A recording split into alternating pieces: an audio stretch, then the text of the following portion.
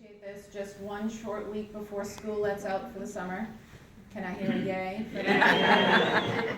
I'm a little concerned about having my children home for the summer, but that's okay.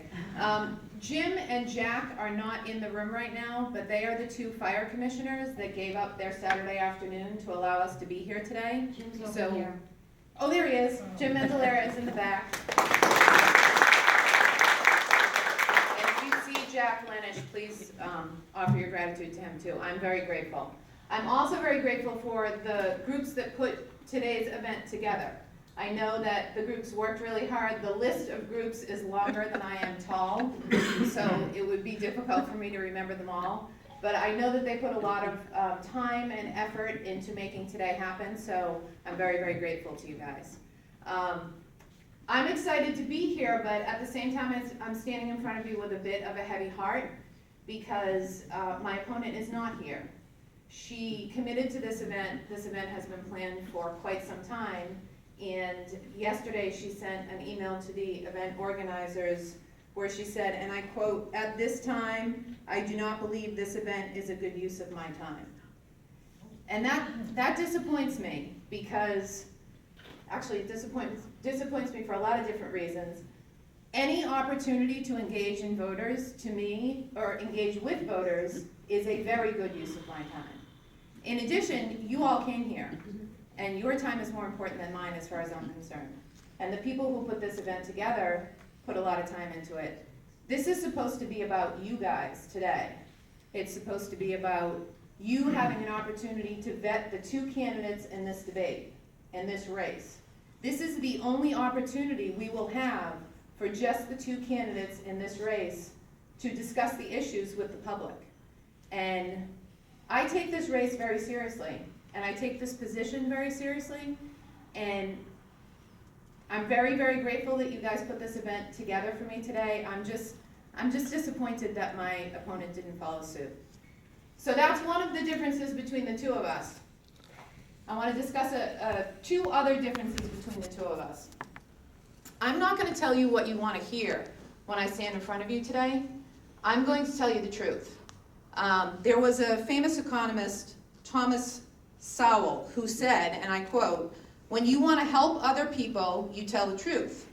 When you want to help yourself, you tell people what they want to hear." And I've been appearing in forums and events with my opponent since she entered this race in September, and I can tell you one of two things. Either she doesn't understand the issues, or she has a very loose relationship with the truth. And so be very careful when you hear the things that we're saying. I mean, you only have the opportunity to hear from me today, but you can go onto her website, you can attend other forums, and listen to what she's saying and make sure that it matches up with the actual facts. The other big difference between the two of us is my background, education, and experience. A lot of you in this room have already heard me talk about those things, so if you'll indulge me for a minute. My husband and I celebrated our 15th wedding anniversary earlier this week. Tom's right there, and he can't stand up because he's taping, but he's right there in the front. Tom's a really, really good guy. He has been my loudest cheerleader through this process, and he has offered absolute unwavering support. And he's a genuinely good guy, and I'm very, very blessed to have him as my partner. So thank you, Tom. Tom and I have 3 children together who all attend Lee County Public Schools. And before Tom and the kids, I earned my law degree from Seton Hall University School of Law. That is a top-tier law school here, not here in Florida, but up in New Jersey, top tier in the United States. I practiced law in the area of estates and trusts for several years, and then I left the full-time workforce to raise my children. Even though I left the full-time workforce, I continued to teach. I've taught as an adjunct professor at the college level for about 15 years now. I teach right now at FGCU in the Justice Studies Department of the College of Arts and Sciences, and I love my job. I absolutely love my job. One of my colleagues is actually here tonight, or this afternoon. I've served on several boards in my community, and I've also served on several committees at the school district. I just finished a year as the treasurer for the Stony Brook HOA. And as the treasurer, I had to put together the budget with the management company. I had to keep the rest of the board and all of the residents abreast on budgetary issues, and I had to examine and approve all association expenditures. And that was a wonderful opportunity for me coming into this, because it gave me the budget experience that I think I need to be successful. So I believe I have the education and the experience necessary to serve the students and the taxpayers, and I think I will serve you well as a member of the Lee County School Board. So I'd like to open it up to some questions and turn what was supposed to be a debate into an in-depth interview. Does anybody have any questions? Kathleen? To protect students, if you believe that something was mandated by the state or federal government that you felt might harm children? Well, that's a really, really broad question. Did everybody hear the question? Mm-hmm. Would I assert my individual constitutional right? See, it's a difficult question to answer, because laws and constitutions are schemes. You can't look at just one constitution or just one law and make a decision. You have to look at the entire statutory scheme in order to decide how to move forward.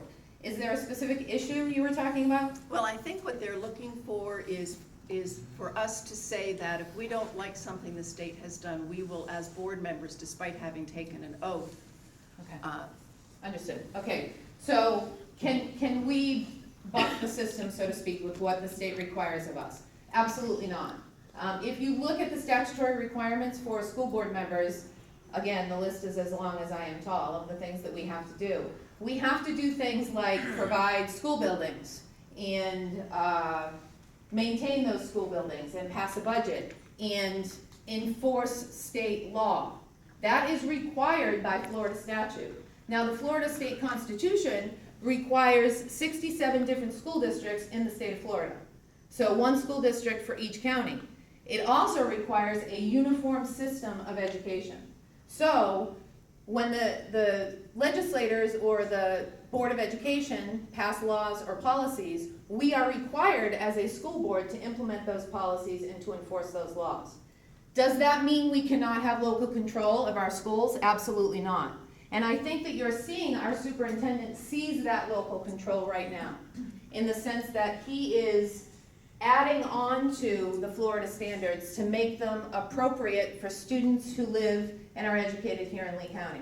He's reaching out to industry leaders to find out what are the needs of our employers here in Lee County, and he's going to make sure that we're teaching students what they need to know in order to graduate and be successful here in Lee County. So does that answers your question? Any other questions? It's gonna be a really short day. We're just getting warmed up. Ladies first.